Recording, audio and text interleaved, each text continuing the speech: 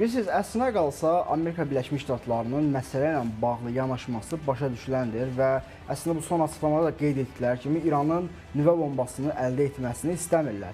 Bütün hallarda İranın açıqlaması biz uranı dinc məqsədlər üçün zənginləşdirmək istəyirik desələr də, burada heç bir qarant yoxdur və heç bir misal üçün komissiyanın da varlığını qəbul etmirlər. Yəni razılaşma irəli sürürlər, amma bu razılaşmanın şərtləri içərisində bir beynəlxalq komissiya yaransın, onları nəzarət etsin kimi şeylər qeyd etmirlər. Qaldı ki, bu olsa belə yenə də İranın bunu hərbi məqsədlə istifadə etməyəcəyinə dair konkret bir qarant əldə etmək çətin məsələdir və təbii olaraq indiki məqamda İranın atom, daha doğrusu nüvə silahını əldə etməsi regional təhlükəsizlik baxımından, eyni zamanda Amerikanın milli maraqları və regional maraqları baxımından riskli bir addımdır. Buna görə də Vaşinqton daha detalcı yanaşır məsələlərə və daha ictimaiyyətə açıqlanmayan məsələlər üzrə danışıqlar gedir. Burada İranın mövqeyi dedikdə biz daha çox ali dini rəhbərin mövqeyini daha çox şərh etməliyik. Çünki biz baxdıqda bəzən İran prezidenti Məsud Pezeşkiyanın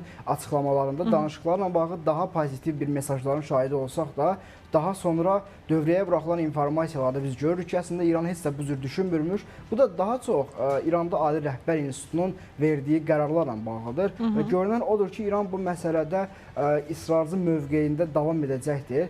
Çünki İran üçün nüvə silahının indiki məqamda əldə edilməsi prioritet məsələdir.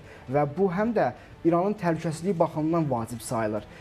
Yəni belə götürdükdə heç bir ölkə də sabah İrana qarşı bir beynəlxalq koalisiyanın hücum etməyəcəyi qarantını da vermir və artıq bəllidir ki, İsrailin əsas məqsədi İranla açıq müharibə yaratmaqdır və hətta belə deyək, İranın İsrail ərazilərini vurması və bunun fonunda Amerika Birləşmiş Ştatları başda olmaqla bir beynəlxalq koalisiyanın vaxtilə irağa edildiyi kimi İrana hərbi müdaxilə edilməsinə çalışılır. Əslində fikir versəniz, son zamanlar İsrail ilə İran arasında müəyyən narazılıqların şahidi oluruq. Xüsusilə biz bu narazılıqları Netanyahu-Trump arasında getdiyini görürük. Çünki Trump açıq şəkildə bəyan edir ki, o İranla müharibə niyyətində deyil. Ümumiyyətlə Trumpın hansısa bir ölkə ilə bu gün müharibə etmək istədiyini mən düşünmürəm. Çünki onun tamamilə siyasəti başqa cürdür. Amma Netanyahu isə fərqli düşünür və o mövcud İrandakı rejim və mövcud İranın ərazi bütövlüyü çərçivəsində bir İranın hər zaman İsrail üçün potensial təhdid olacağını düşünür. Yəni daha açıq desək, İsrail üçün indiki məqamda mövcud İran hakimiyyəti sıradan çıxarılmalı,